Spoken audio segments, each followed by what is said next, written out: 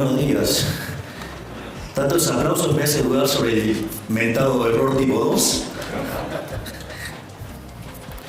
Bueno, la charla que voy a dar hoy es sobre la herencia, lo que hicimos y lo más importante, cómo la vemos de cara al futuro y cuáles son las posibilidades que hay en esta perspectiva. Lo primero que hay que entender es el desastre que recibimos. O sea, más o menos para que tengan una idea. Cuando una economía tiene déficit gemelos por 4 puntos del PBI, eso es una alerta amarilla. 8 es alerta roja y se van a dar una piña de lo lindo. Bueno, nosotros recibimos de herencia 17 puntos del PBI de déficit gemelos. Así es que se darán una idea del tamaño de desafío que teníamos. Esos déficits gemelos tenían un déficit fiscal consolidado de 15 puntos del PBI, donde 5 correspondían al Tesoro Nacional y 10 al Banco Central. Donde, como si eso fuera poco, la posición de las LELIQs, que podían ser en 30, 60, 90, 120, 180, 150 y 180 días, la habían pasado todas a pases a un día. Esto quiere decir que al momento en que asumimos, se podría haber cuadruplicado la base monetaria en un día. Digo, para tener órdenes de magnitudes de las dificultades con las que nos encontrábamos. Al mismo tiempo, en materia de dinámica de precios, al existir un tipo de cambio controlado, con una brecha tan grande, la contracara es que existe lo que técnicamente se llama money overhang o sobrante monetario. La magnitud del sobrante monetario en ese momento básicamente era similar a la que teníamos en la previa del Rodrigazo de 1975. Lo cual implicó en aquel momento, cuando se quedó el país sin reservas y tuvo que forzosamente devaluar, sextuplicar la tasa de inflación. De hecho, pasó de 30 a 180%. Habíamos tenido una experiencia similar en el año 59, también de similar magnitud, y también había implicado una sextuplicación de la tasa de inflación. En aquel momento pasó de 20 a 120. Por lo tanto, si nosotros teníamos una inflación que básicamente venía viajando del 200%, eso implicaba que la tasa de inflación se fuera a niveles del 1200%. Además, si contemplamos que podíamos estar triplicando la base, digamos, incrementando 3 veces la base, eso implicaba llevar la inflación a 3600% anual.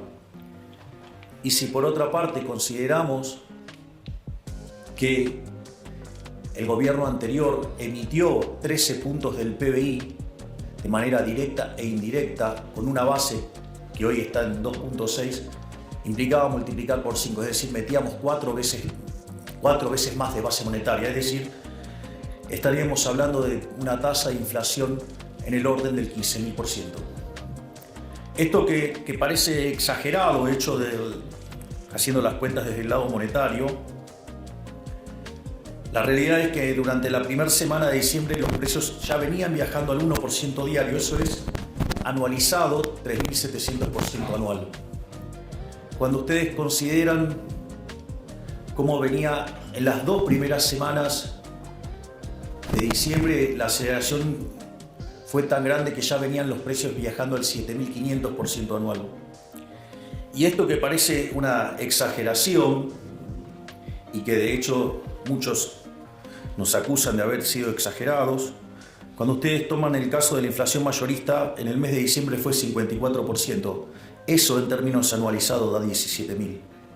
Es decir, efectivamente estábamos transitando el camino a una hiperinflación. O sea, lo único que requería esa hiperinflación para concretarse era la convalidación monetaria.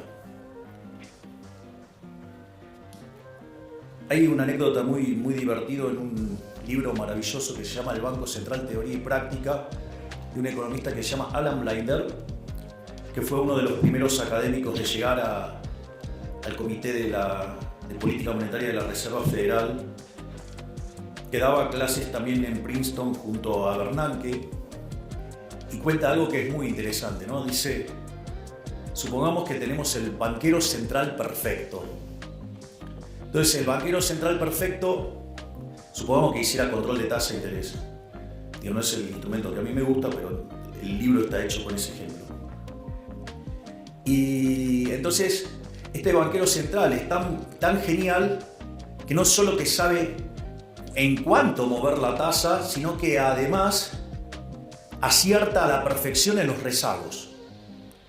Entonces cuando él ve que se está por acelerar la tasa de inflación, empieza a subir la tasa y entonces logra que la inflación permanezca en el target. Cuando ve que la economía, digamos, está desacelerando y la tasa de inflación se va por debajo, modifica y de vuelta deja la inflación en el target. Es interesante porque en el límite esto podría implicar que moviera la tasa de interés como si fuera un electrocardiograma de alguien que está bien o alguien que esté corriendo, si fuera el caso, y deja constante la tasa de inflación, es decir, el tipo es perfecto.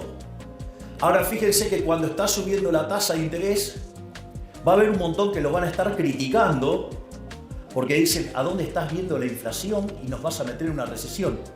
Y cuando la baja, dice, vos vas a estar alentando la inflación, es decir, el tipo hace un trabajo perfecto y ¿qué le va a pasar? Lo van a estar criticando todo el tiempo. Bienvenidos al mundo de la política. Afortunadamente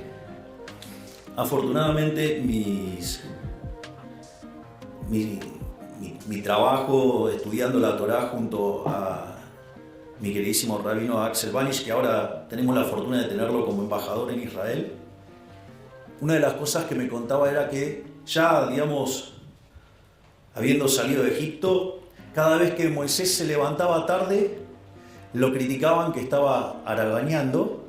Si se levantaba temprano, decían que estaba peleado con la mujer. Y si se levantaba en el horario, era porque no tenía nada que hacer. Es decir, no importa lo que hagan, los van a criticar igual. O sea, eso, digamos, es bastante tranquilizador al momento de iniciar la gestión, digo, porque si lo criticaban a Moisés, entonces a mí me pueden decir de todo y lo tengo más que bien merecido. Así que en ese sentido, pero es bueno saber porque ahora, digamos, hay un montón que dicen nunca hubo hiperinflación. ¿No? Digamos, se olvidan que en el medio, digamos, ahora lo voy a describir, pero llevamos un ajuste de 13 puntos del PBI, el más grande en la historia de la humanidad. Pero bueno, es la vida. La otra parte era el desequilibrio cambiario. Es decir, la relación entre el paralelo y el oficial era 3-1. Por lo tanto, digo, la situación estaba bastante complicada.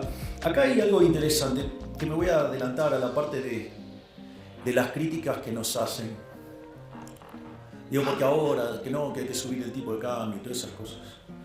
Yo me acuerdo que estábamos en el Hotel Libertador, estaba con el equipo de Toto, y el consenso del mercado era que teníamos que llevar el tipo de cambio a 600.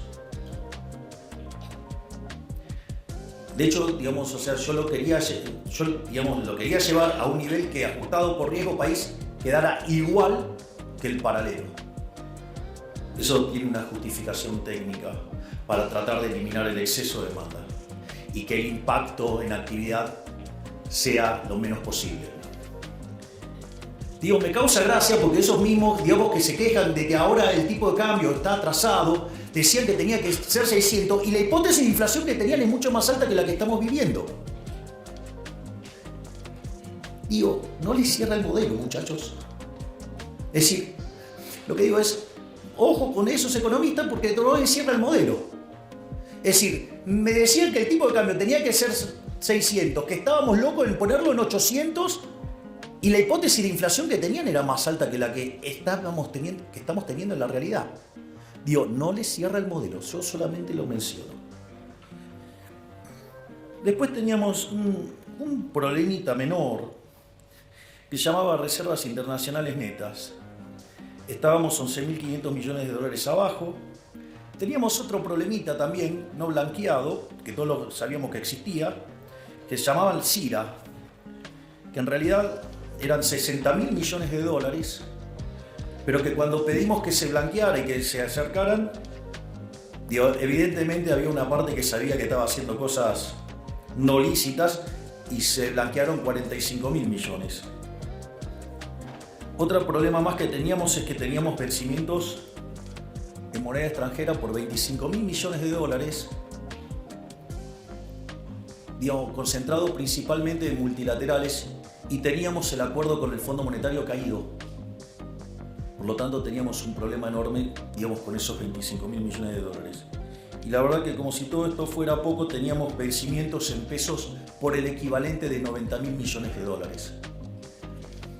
Entonces, si ustedes contemplan el desequilibrio que teníamos en el plano monetario, que era peor que el de la previa del Rodrigazo, una situación patrimonial del Banco Central muchísimo peor que la que teníamos en la previa de la hiperinflación del 89, y que además teníamos indicadores sociales peores que los que teníamos en el 2001, verdaderamente estábamos frente a la madre de todos los males, porque teníamos todas las peores crisis, las teníamos todas juntas.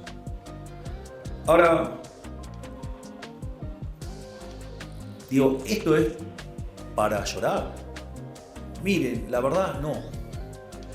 Porque la única forma en que podría llegar a haber un gobierno liberal libertario en un país que arrastra 100 años de socialismo era en el medio de un desastre.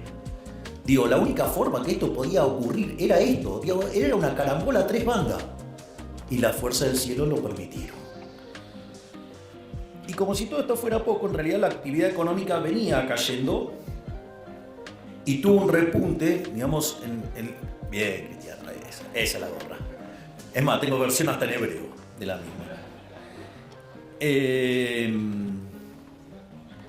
Eso es divertido, de dónde salió esa... Bueno, se la voy a contar porque es divertido. Para que vean lo dinámica que es la política. Nosotros, cuando con Victoria asumimos como diputados en diciembre del 21, un periodista de Diputados TV, que yo lo conocía de América, un verdadero grosero, me dijo: pero ustedes son 2 diputados, ¿qué pueden hacer 2 diputados en 257? No van a poder hacer nada. Y yo le contesté con el primer libro de Macabeos 3:19, que dice: la victoria en la guerra no depende de la cantidad de soldados, sino de las fuerzas que vienen del cielo. Maradona tendría una frase para eso.